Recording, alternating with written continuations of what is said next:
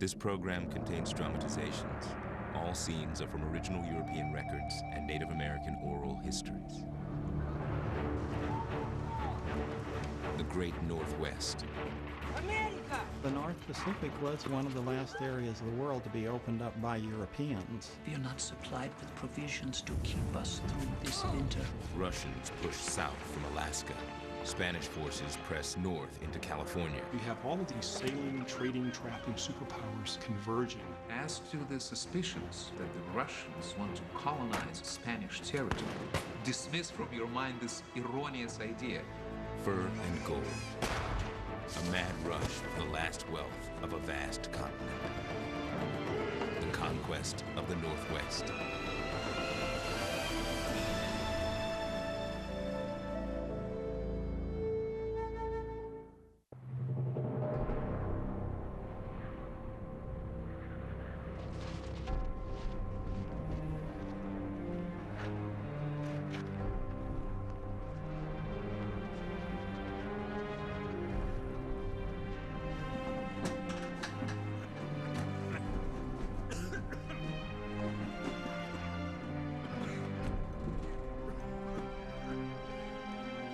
One after another, the Russians fell victim to scurvy.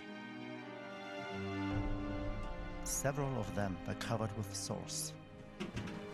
Conditions at the settlement became more critical with each passing day.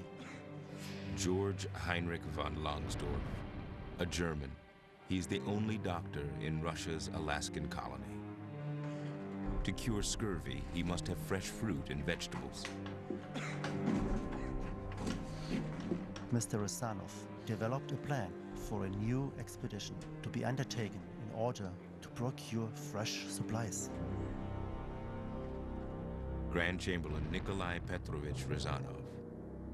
He has come to inspect the Alaskan outposts. He finds disaster.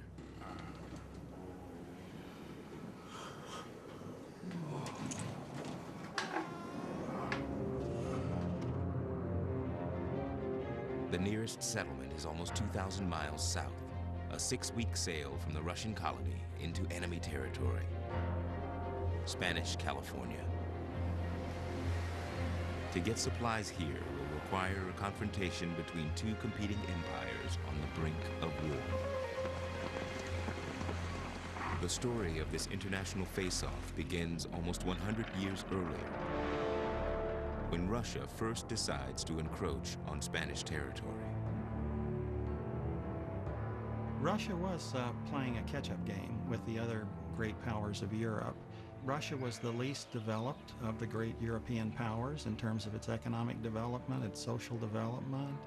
Peter the Great was the Russian ruler, the emperor, the Tsar, who put Russia on the map of competition for empire, you might say, with the other great powers of Europe. For Peter the Great, naval technology is the key to competing with powers like Spain. Tsar Peter builds a new navy and a new port. He urges everyone in this new capital city to have a boat. And he lives part-time on his own. Peter was interested in knowing whether or not Asia and North America were connected at any point. That hadn't been demonstrated at that time. He was interested in knowing how far Spain's empire stretched northward in North America.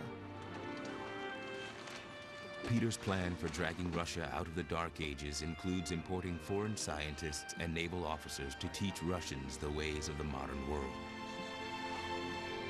He chooses a Danish sea captain to lead a Russian naval expedition to America. Vitus Jonasson Bering, a 47-year-old Navy veteran from Denmark. He has come to Russia looking for career advancement. He will spend the rest of his life looking for the American Northwest. Bering and the Tsar toast with Peter's favorite drink, anise-flavored vodka. Charts and information about maritime exploration by Europeans were the atomic secrets of the day. It was a fight of territory, fight over trade, and so on. Bering's mission will take Russia to the edge of Spanish territory in the New World.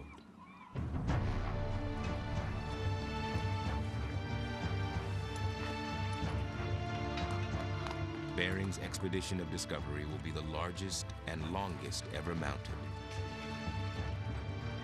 Over 3,000 men and women take part in an overland journey of some 6,000 miles, 10 time zones, across Siberia to the Pacific, lugging materials to build the ships they will sail in. Bering makes this trip not once but twice, taking 16 years. Part of his orders are to map the eastern reaches of Russia's empire as he goes. Bering spends 4 years building ships and a new seaport in Kamchatka from which to set sail for America.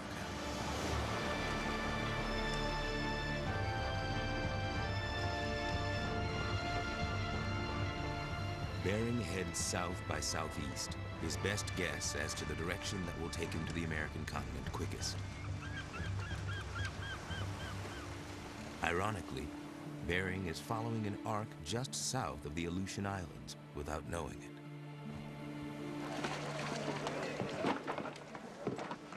We often saw species of seaweed, and sometimes a great quantity at once floating from the north, an unmistakable sign of land. George Wilhelm Steller, 32 years old, a German doctor and naturalist. Whenever I presented such unmistakable signs to the officers, with reasonableness, the greatest modesty, and patience, and advised them to adjust the course northward to get us all to land sooner, the officers thought it ridiculous to accept advice from me, since I was no seaman. He was not a member of the crew, and he didn't understand anything about sailing. Remember, there are no charts. They're sailing on non-charted waters. Steller is eager to be the first scientist in a land unseen by Europeans. His journals are filled with frustration. Seafarers on voyages of discovery generally endeavor to pay attention to all details and to profit from them. But for us, the plainest signs were put out of sight and thrown to the wind.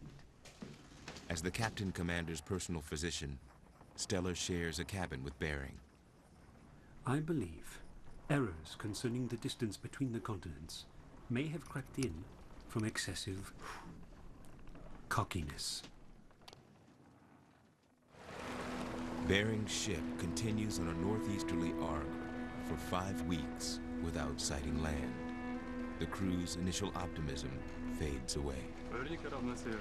The ship's supply of water is more than half gone. They must turn around. But Bering and his officers decide to spend just a few days looking due north, the course that Steller has been urging them to take.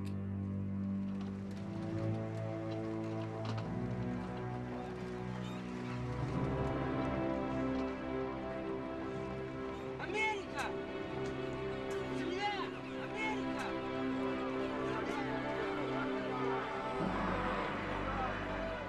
It took 16 years for them to get here.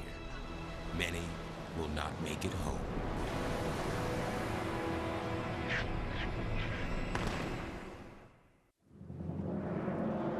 After 5 weeks at sea, running low on food and water, the Russian expedition of Vitus Bering finally finds North America.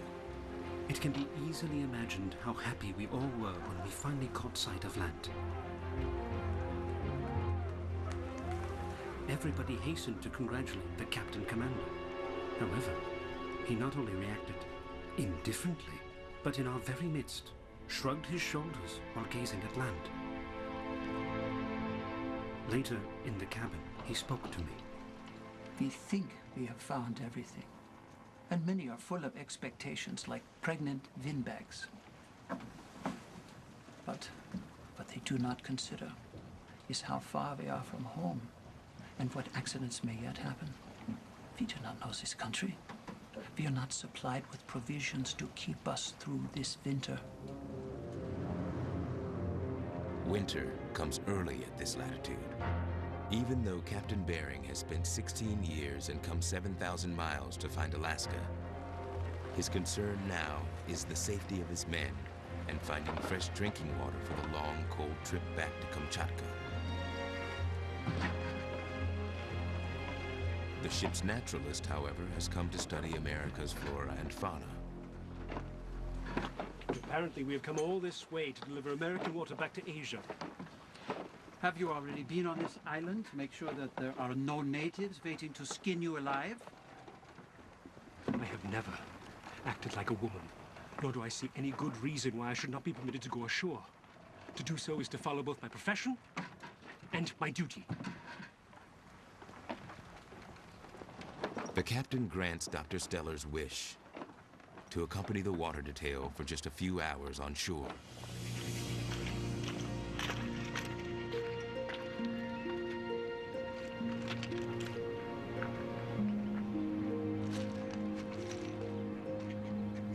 Steller collects several new plant species and gives his own name to some strange new animals, some of which will soon be hunted to extinction, like the giant Steller sea cow or northern manatee.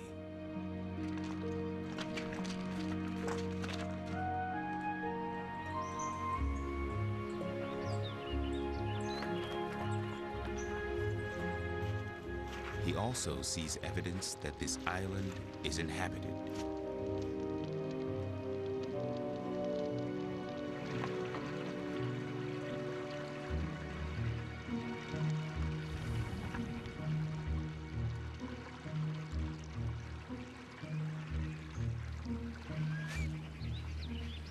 I sent word to the captain commander and asked him to let me have more time. After approximately an hour, I got the answer. I was to get on board pronto, or they would leave me stranded.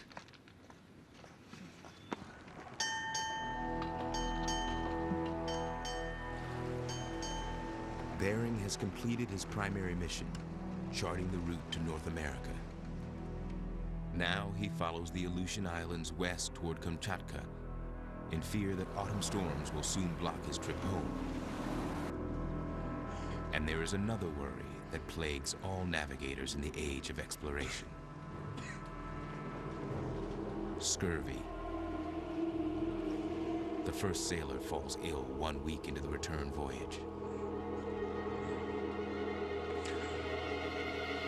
6 men die. Soon the ship is without a captain, as Bering joins the list of men at death's door. In the mid-1700s, doctors are beginning to guess that bad diet breaks down soft tissues, ruptures blood vessels, loosens teeth. But without fresh food, Dr. Steller is helpless. Bering's ship is halfway home when the dreaded autumn storms hit.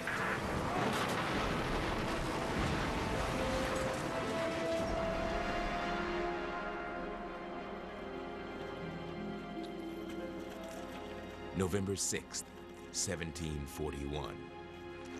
Shipwrecked on an unknown shore. Steller finds edible plants and animals. A blue fox came, and before our eyes took away our food. The very first instance of so many future tricks and thefts.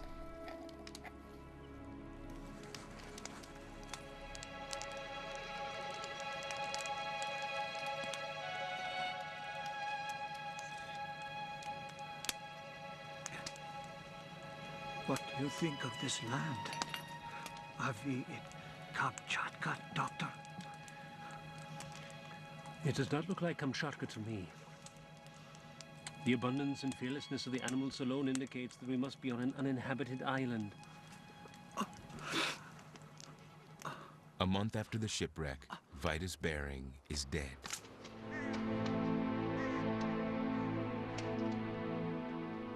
Over the next 8 months, 20 more men die here of exposure and malnutrition on what will become known as Bering Island in the Bering Sea. Even before they could be buried, the dead were mutilated by foxes that even dared attack the sick, still alive and helpless, lying on the beach everywhere under the open sky. The fur of these hated Arctic foxes is worth its weight in gold. The sea otters are equally plentiful and their pelts even more valuable. If only there were a way to get them off this godforsaken island, to sell them at market. The survivors find a way 9 months after the crash. Under the direction of Lieutenant Sven Vaxel, they rebuild their boat from the wreckage of the old one and sail west. They soon find Kamchatka. When they are leaving, Vaxel says every crewman is allowed so much baggage. You want to take sea otter skins, 2 apiece. Steller demands extra space and takes over 300 sea otters. So it isn't Bering's men that come with riches. It's Comrade Steller.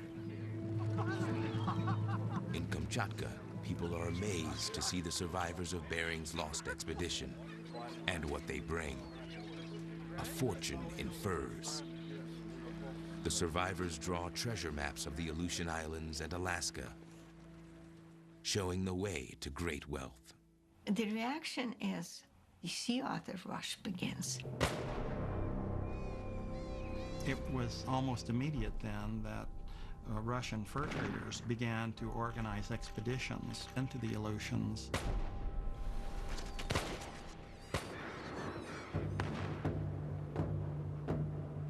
When they came to Alaska, they discovered a culture, or a series of cultures, in the Aleutian Islands who had been hunting sea mammals for thousands of years. The Russians call these people Aleuts. These people were remarkable for a number of their skills. The women made these outfits for their husbands out of bird skins and intestines of marine animals so that they were virtually watertight. And the men were consummate marine hunters.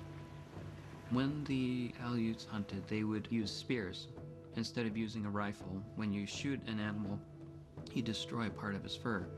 With a spear, you get one small point in it, and you can sew those shut. The Russians were not good sea otter hunters. That's why they relied on these people to work for them.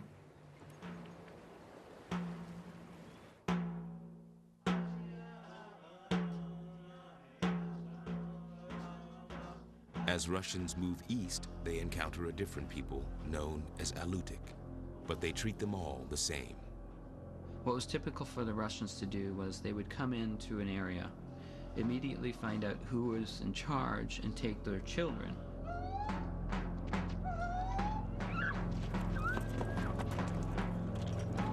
You don't listen? Well, guess what? We can do whatever we want with your kids. So they would say, we want you guys to go out and do fur hunting. There were several uprisings in the Aleutian chain. The Aleuts just said they had enough. They went and they dispatched several of the Russians, and then the Russians came back and retaliated, even worse. What can you do? You don't have muskets like they have. For more than 2 decades, the Russians keep this lucrative source of furs to themselves. But after 20 years of secrecy, a Spanish ambassador in St. Petersburg learns that there are Russians in America. The Spanish claim the entire west coast of America as their own. The next move will be Spain's.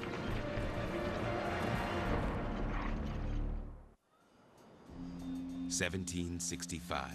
Russian fur traders have been moving east and south along coastal Alaska for almost 30 years. The Russians tried to keep it as much a secret as possible for as long as they could. Now, King Charles III of Spain hears about this activity on his colonial doorstep. In order to secure the coastline for the Empire of Spain, which had claimed, of course, all of North America, what they did is they combined their forces with the Mendicant Order of the Franciscans to establish a set of colonies along the coast, primarily to defend the coast from the creeping influence of the Russians coming down from the north. The newcomers are greeted with curiosity at first, but it soon turns to resentment. These padres would beat themselves on the back. They had scars all over their backs, and then they would do things that offended the Indians very much, like pointing their fingers at them. Now, this is something that only witches did in Kumeyaay society.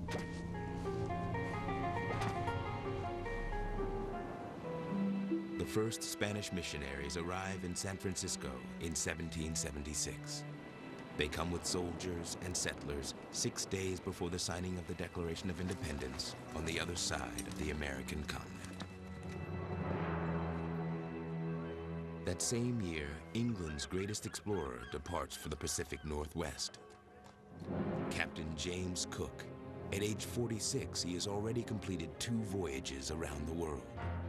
The English knew that the Russians were in Alaska, and part of Cook's mission was to find out how far they progressed. Captain Cook notes in his ship's log that there are Russians all along the Alaskan coast. To judge from the great subjection the natives are under, the Russians must have been here for some time.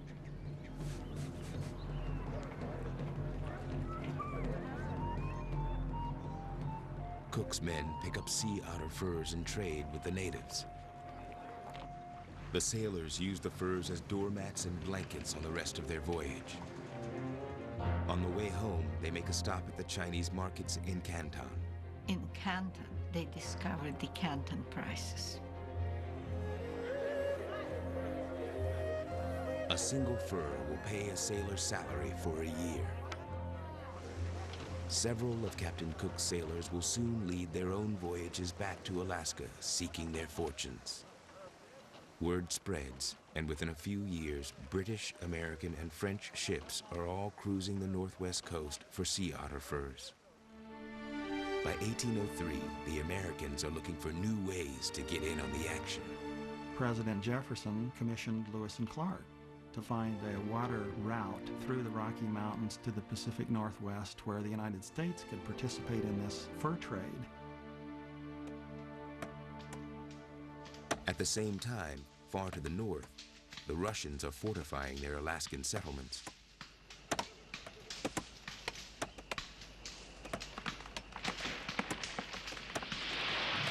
The sea otter rush, started by Vitus Bering's crew 50 years earlier, has now become a state monopoly, the Russian-American Company. In the fall of 1805, a company official arrives for an inspection.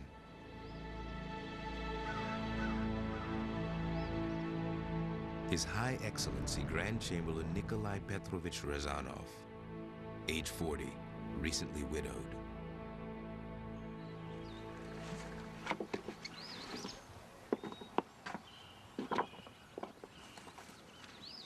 He was a man of influence in St. Petersburg.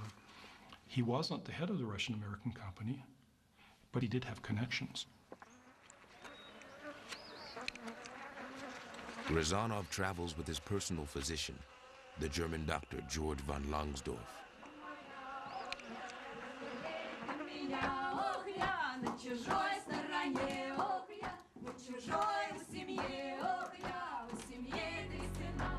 Alexander Andreevich Baranov, 59 years old, general manager of Russian-American Company activities in Alaska.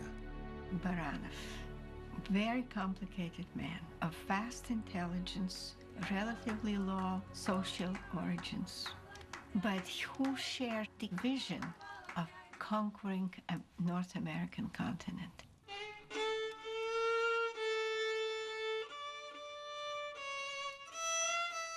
Baranov has married the daughter of an Aleut chief, even though he is already married in Siberia. Baranov's Aleut wife will bear him 2 children. Their method for solving the labor problem really was to grow a new class of people called the Creoles.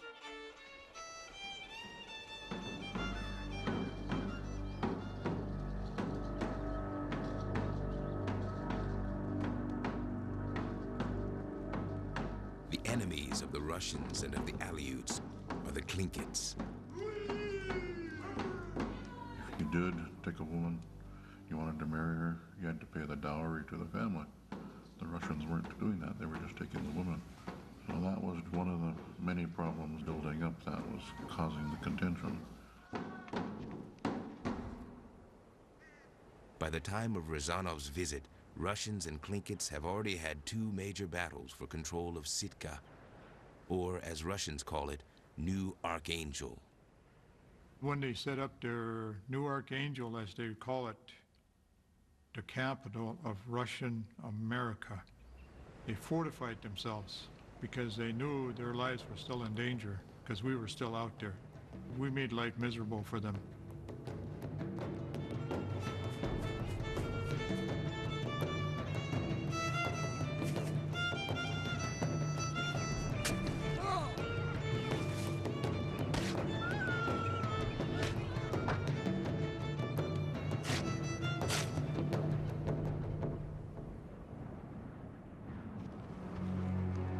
After 4 months under siege in their remote fort, conditions are turning desperate for the Russian settlers.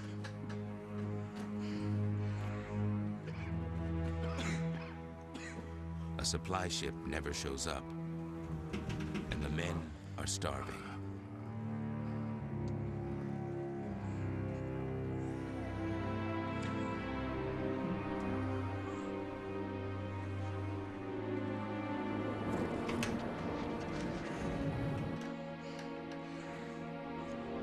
Razanov must act fast to save the Russian colony, and perhaps his own life.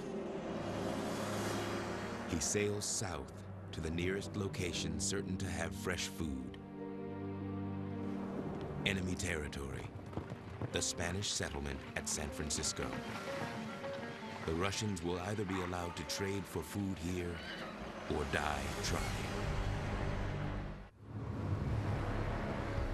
A ship in San Francisco Bay, loaded with starving, scurvy-ridden Russians from Alaska. They have come to enemy territory for food.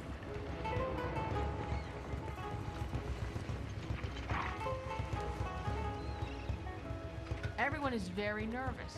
The ship has come in, it's obviously armed. The Spanish had a security concern, and it was justified.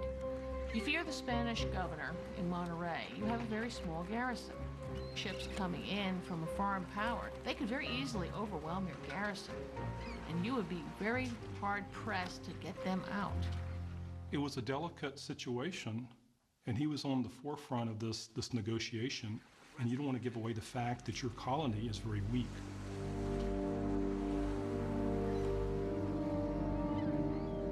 Once Razanov proves he is no threat, he is brought to the San Francisco Presidio. We were overwhelmed by the cordial reception of the hospitable family of the commandant, and what followed was an invitation to dinner.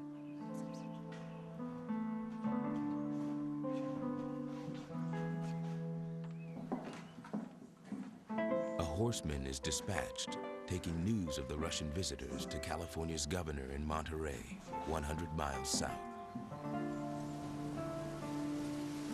Razanov must wait for the governor to arrive, but even the governor may not be able to grant Razanov's wish: grain and other food for the Russian colony. The primary problem was the Spanish weren't allowed to trade with any outsiders. They didn't want the colonies to go setting up their own independent systems. That would tend to break imperial control. While awaiting the arrival of the governor, we made daily visits to the residence of the hospitable Arguelles, and soon became on intimate terms with them. Loveliest is Doña Concepcion, the universally recognized beauty of Nueva California. I distributed fitting and valuable presents, thus displaying every evidence of wealth and demonstrating our generosity. The excellent climate of Nueva California was an hourly subject of conversation among the members of our crew. We noticed their inclination to remain here permanently and took the necessary precautions against their desertion. Razanov posts guards to watch his own men.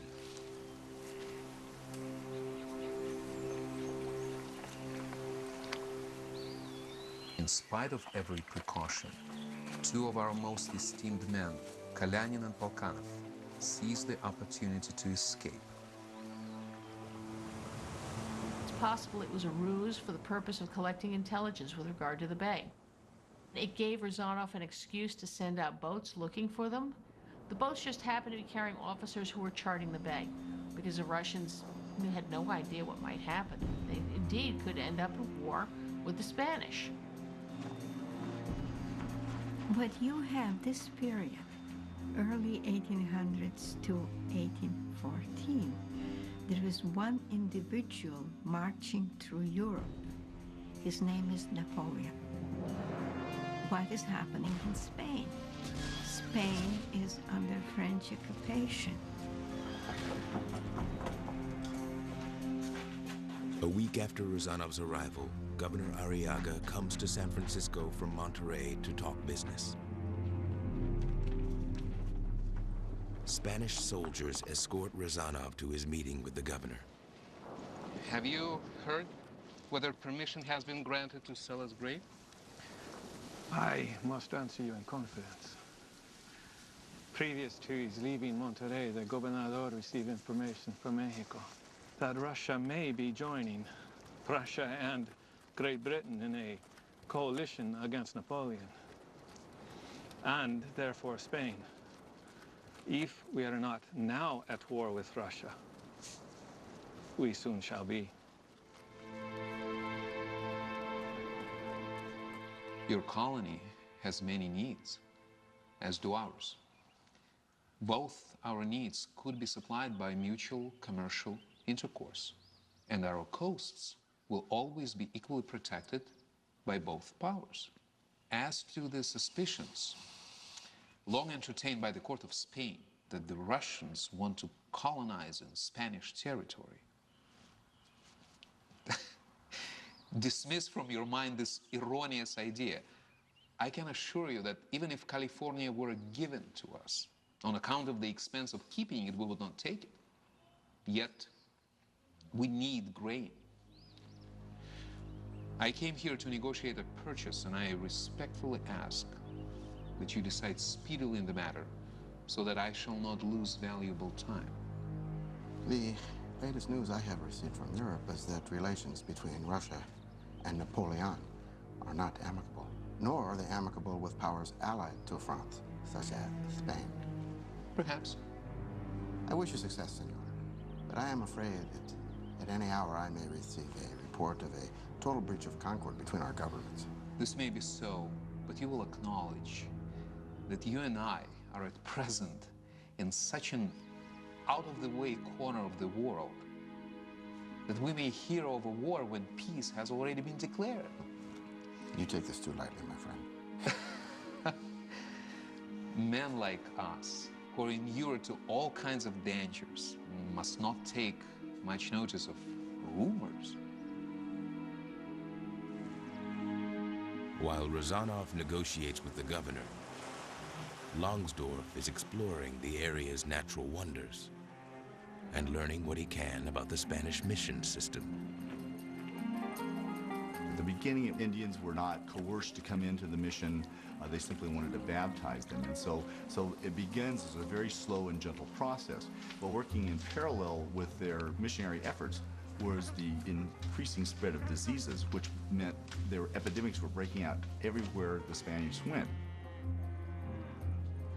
Once the Padres came, they came with stock animals, with chickens, cows, horses, mules. These animals gobbled up the native food supply. Every village close to that mission would very soon be absorbed into the economic system because there was nothing else to eat.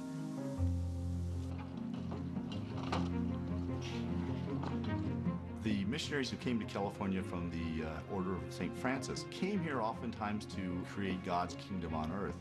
But if you think about it, these men who have taken vows of poverty are living like princes in Europe. They have thousands of Indian laborers working for them for nothing. You know, the old saying is, they came to do good, and they did very well. Governor Arriaga does not have authority to sell Rozanov grain for Alaska. He must wait for approval to come from the viceroy in Mexico City. Rozanov, meanwhile, develops a plan to speed up the slow machinery of government.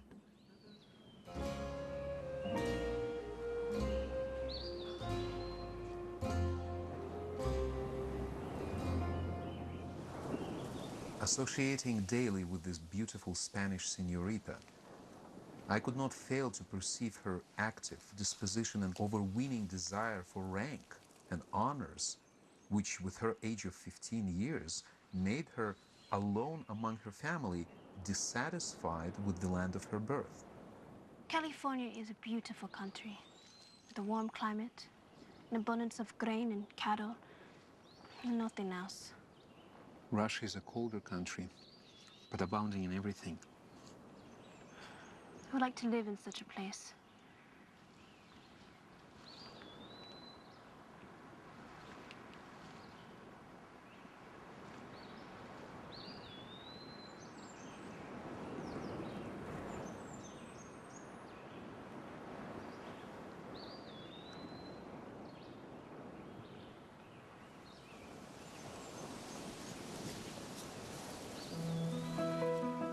Rozanov's dangerous game has been set in motion. Now he must meet the governor and Concepcion's parents to play his trump card. 1806, Russian Grand Chamberlain Nikolai Rozanov is in California trying to get food from the Spanish to save his starving Alaskan colony. He will now put a bold plan into action. I have frankly told you our Russian outposts need grain. We could procure such produce in China, but New California being nearer to us and knowing that you have a surplus that you cannot sell, I have come here to negotiate a trade which will be of mutual benefit. I still cannot give you an answer with regard to trade, senor. You cannot imagine how strict the regulations prohibiting all trade are enforced here.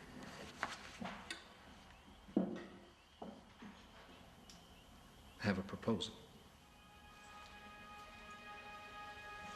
You will not and cannot trade with the Russian, Governor, but will you trade with a member of the Arguello family?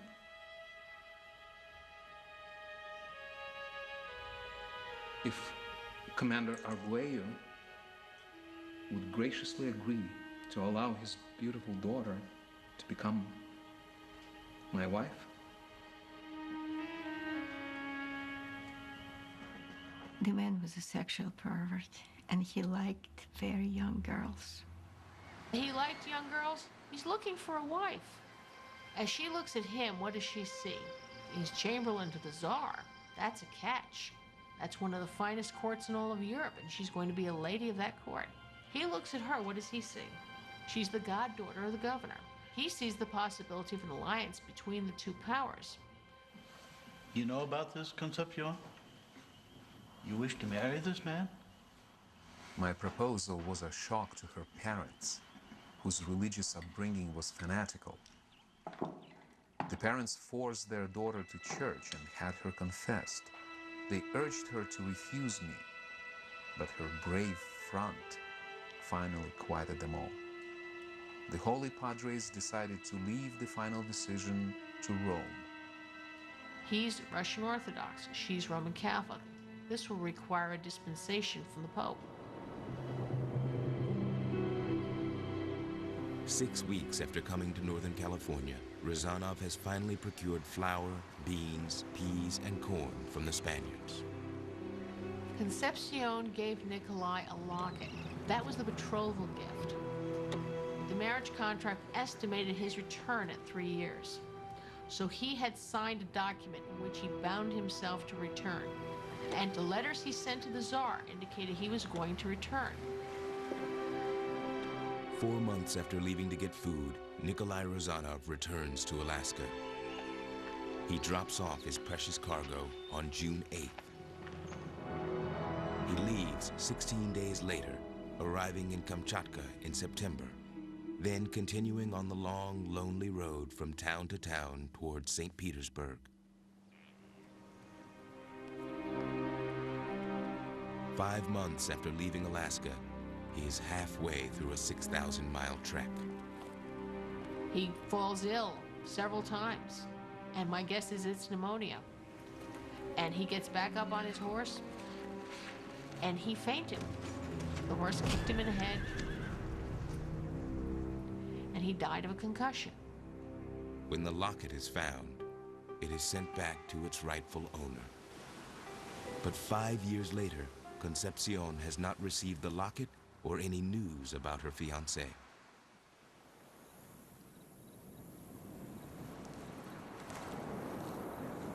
Trade relations between Russia and Spain never materialize. The Russian-American company decides to simply take what Spain is unwilling to sell.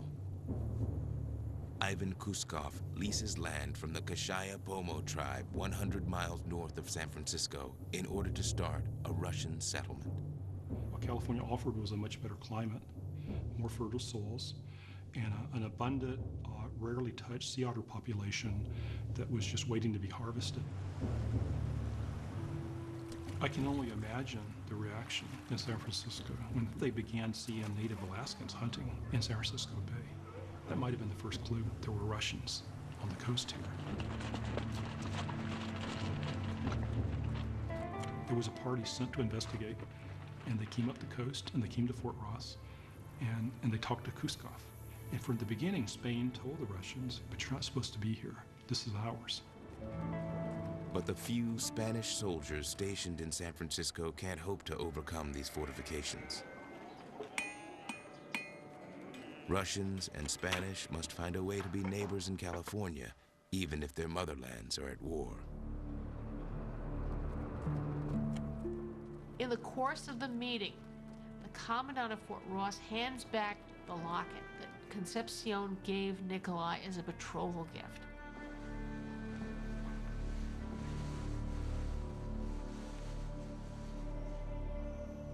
Young men, anyone who was available, is lined up out the door, trying to court her. She becomes a member and wears the robe of the Franciscans. She never took another man.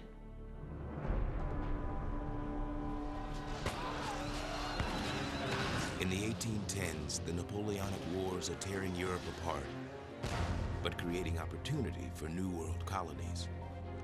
Since the Spanish government is so weakened, in Mexico, the movement for independence is brewing. Spanish could not handle being stretched so thin. Spain loses all of its colonies during the time of the Napoleonic War, or immediately thereafter. By 1825, California has become a territory of the new Republic of Mexico. Spain no longer has a presence on the North American continent. Russia's days in America are also numbered. The sea otter population has been decimated. With expenses outweighing revenues, the Russian-American company pulls out of California in 1842. 6 years later, California is part of the United States, and gold is discovered 100 miles east of Fort Ross. Within 6 months of the initial gold rush being announced, there were hundreds of abandoned sailing boats. In San Francisco, this fledgling new American town, everybody abandoned ship and went to the gold fields. It was nothing but chaos. It was a brutal frontier. Before gold was discovered, there were 12,000 non-Indians in California. Now, just 4 years later, there are 500,000. And the Indian population has been cut in half by war and disease.